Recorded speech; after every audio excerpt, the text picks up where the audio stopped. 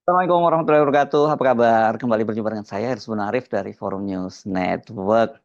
Akhirnya, Ketua Umum Partai Golkar, Bahlil Lahadalia, mengumumkan susunan lengkap pengurus Partai Golkar untuk periode 2024-2029. Tidak ada nama Jokowi dan tidak ada juga nama Wapres Gibran Rakabuming dalam susunan kepengurusan itu. Padahal ini kan sudah heboh banget sejak tadi pagi ya.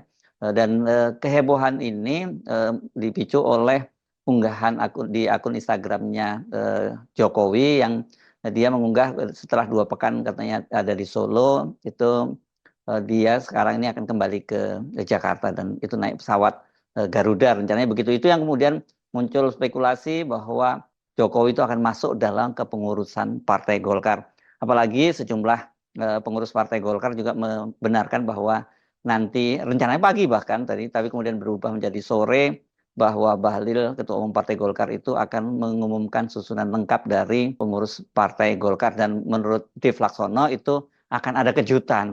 Nah, kemudian ini orang mengkait-kaitkan itu dengan keberangkatan Jokowi dari Solo.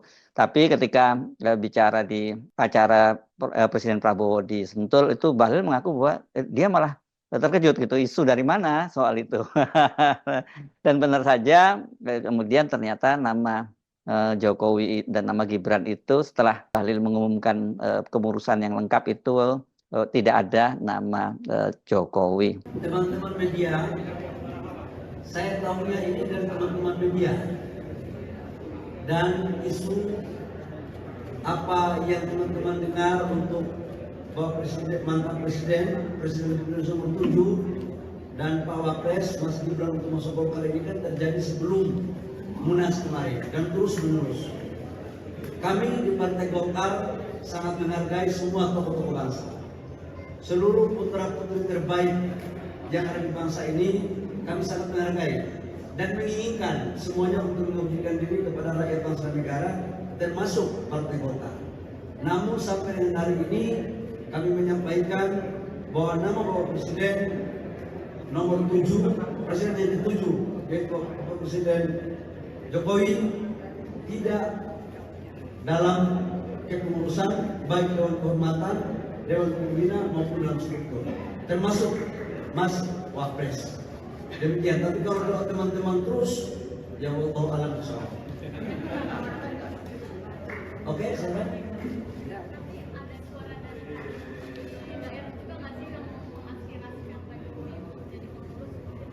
Oh ya, kalau itu aspirasi banyak. Aspirasi banyak. Tapi Bapak Presiden Jokowi ini kan tokoh bangsa. Bapak Presiden ini kan, Bapak Presiden yang ke-7 ini kan pasti punya pertimbangan-pertimbangan. Tidak semua aspirasi kan bisa diterima. Ya kita hargai Pak Jokowi sebagai tokoh bangsa. Jadi clear ya, ini bahwa tidak ada nama Jokowi dan Gibran. Dan menurut saya justru malah ini yang jadi kejutan. Mengapa Jokowi kok tidak ada? Kalau Gibran mungkin kita masih bisa memaklumi. Tapi kalau Jokowi ini kan isunya sebenarnya sudah santer sejak lama bahwa ketika Bahlil mengambil alih Partai Golkar itu pada tanggal 21 Agustus lalu, itu diperkirakan dia ini jadi semacam proksi ya. Pasukan infanteri duluan yang menduduki Partai Golkar dan kemudian nanti baru menyusul Jokowi yang menjadi ketua Dewan Pembinanya. Dan kalau di Golkar, kalau dia menjadi ketua Dewan Pembina ya berarti sesungguhnya dialah ketua umumnya dan Bahlil itu hanya semacam ketua harian.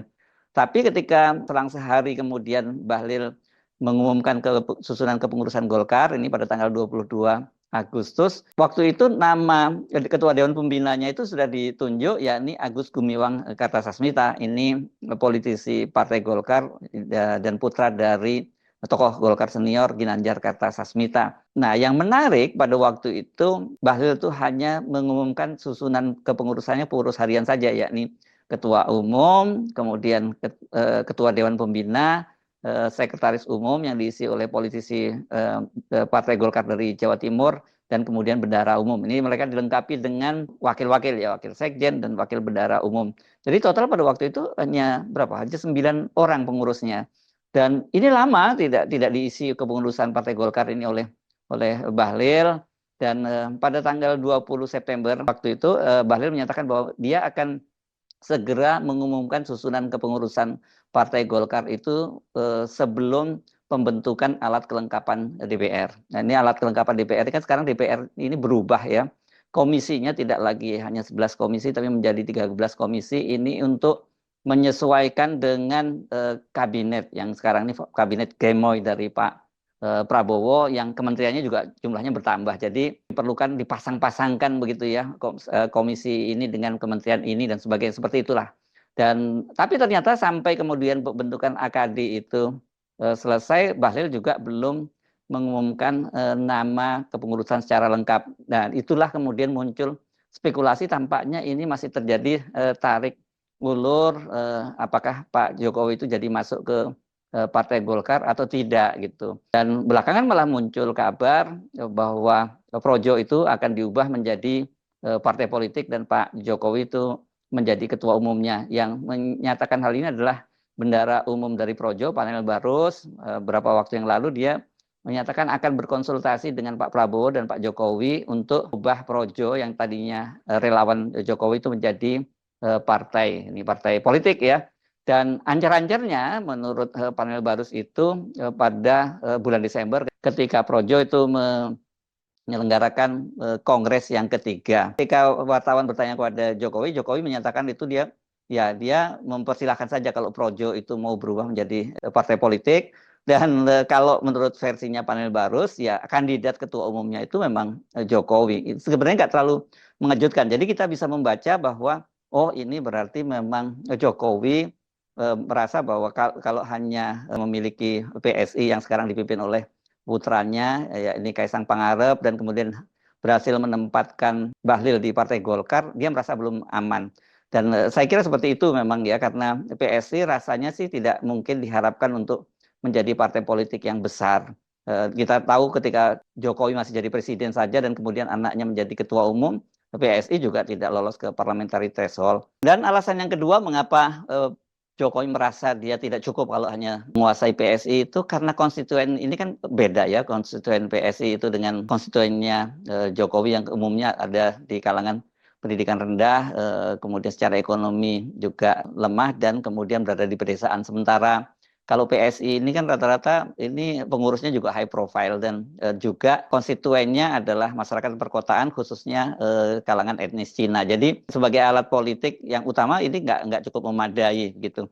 Nah sementara Golkar kita tahu orientasi partai Golkar itu selalu berorientasi pada kekuasaan. Jadi Golkar itu akan afiliasinya itu akan kepada siapapun yang menjadi Presiden Republik Indonesia. Ketika Jokowi menjadi presiden, ya Golkar akan selalu mendukung Jokowi. Nah, ketika sekarang Pak Prabowo menjadi presiden, maka ya dia pasti orientasinya itu kepada Pak Prabowo. Benar sekarang Pak Prabowo itu masih di bawah kendalinya Pak Jokowi, tapi kan kita tidak tahu bagaimana proses politik berikutnya. Bisa saja terjadi perubahan-perubahan konstelasi politik.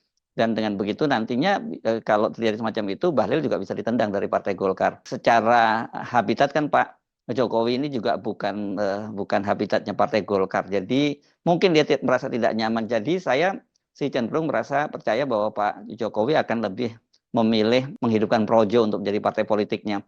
Apalagi Projo ini kan sebagai relawan terbesar Jokowi ini kan sekarang ini cabangnya sudah atau kepengurusannya sudah sampai di seluruh Indonesia. Jadi tinggal dikapitalisasi. Nanti kalau jadi partai politik kan mereka kepengurusannya sudah ada di seluruh Indonesia, kemudian ada figur Jokowi yang punya ketokohan cukup kuat, dan jangan lupa sebagai mantan presiden selama 2 periode ya Pak Jokowi ini pasti punya kekuatan finansial yang sangat besar.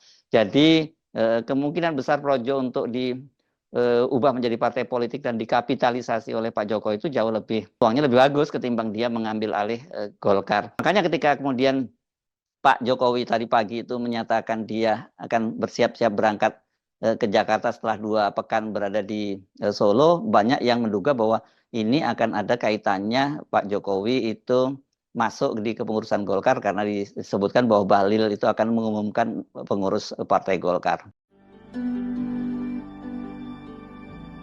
Pagi hari ini saya menuju ke Jakarta dengan Bu Jokowi. Naik. Garuda.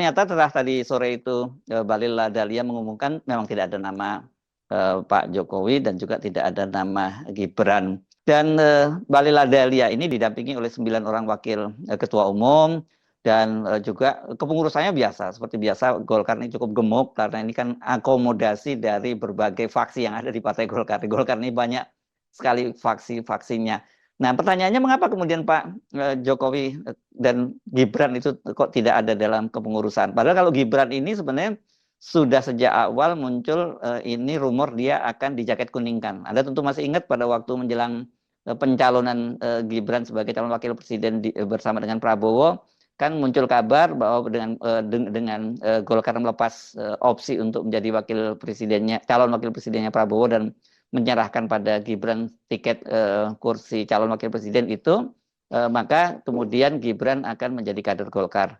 Tapi ternyata itu tidak terjadi dan bahkan yang cukup mengejutkan juga Bobi Nasution. Ini menantu Pak Jokowi yang diusung oleh Partai Golkar. Ini yang pertama kali memberi tiket itu justru Partai Golkar untuk maju pada pilkada di Sumatera Utara. Bukannya berlabuh pada Partai Golkar, malah dia bergabung menjadi anggota Partai Gerindra. Ini semuanya tadinya ini kader PDIP ini ya. Ini diaspora PDIP di keluarga Jokowi lah kira-kira ya gitu. Jadi kemana berlabuhnya? Ya, Bobi sudah berlabuh ke Partai Gerindra. Sekarang orang tinggal menunggu Pak Jokowi dan Gibran. Kemana mereka? Saya kira kalau kemudian Projo itu betul-betul menjadi partai politik dan Pak Jokowi menjadi ketua umumnya, ya tidak ada pilihan lain bagi Gibran, itu pasti akan juga menjadi kader Projo. Dan dengan hadirnya Gibran di Projo itu kan juga akan makin memperkuat posisi tawar partai Projo. Benar, mereka itu belum punya representasi di DPR karena mereka sendiri itu kan akan, kalau toh jadi partai politik, baru akan berlaga pada tahun 2029. Jadi nanti pada Pilpres 2029 itu ya Projo belum bisa mengusung calon sendiri karena mereka belum resmi menjadi partai, belum punya belum punya representasi di parlemen. Dia harus menunggu hasil pemilu 2029. Tapi dengan Gibran sekarang ini menduduki sebagai wakil presiden, mau nggak mau ya ini partai Projo ini nanti pertama dia diketuai oleh seorang mantan presiden dan dia punya anggota yang menjadi wakil presiden. Jadi memang cukup menarik ini kalau Projo jadi partai politik. Orang sekarang bertanya-tanya kenapa kok batal ke Golkar, karena sudah heboh akan masuk ke Partai Golkar dan itu juga diakui oleh Bahlil bahwa kehebohan itu seperti kata Bahlil tadi kan sejak Munas Partai Golkar yang memilih dia menjadi ketua umum Partai Golkar. Saya kira banyak keuntungannya nanti kalau Jokowi itu tidak masuk ke Partai Golkar. Ada plus minusnya sih tetap saya kira. Jadi dengan punya partai sendiri, ya dia akan punya proksi-proksi di PSI. Proksinya adalah Kaisang putranya, dan di Golkar itu ada Bahlil Lahadalia. Ini tinggal bagaimana nanti office politicking di Partai Golkar atau pertempuran internal di Partai Golkar, karena Partai Golkar ini sangat dinamis dan bisa saja nanti kepengurusan itu berganti dari Bahlil misalnya ke yang lain. Dan kalau itu bukan lagi proksinya Pak Jokowi masih sudah punya partai yakni Projo. Dari kalkulasinya saya kira itu ya, di luar bahwa kemungkinan besar juga akan ada penolakan dari Pak Jokowi kalau dia masuk ke Partai Golkar, sehingga diputuskan dia tidak masuk menjadi kader Partai Golkar. Saya Husnul Arif dari Forum News Network. Sampai jumpa lagi. Assalamualaikum warahmatullahi wabarakatuh.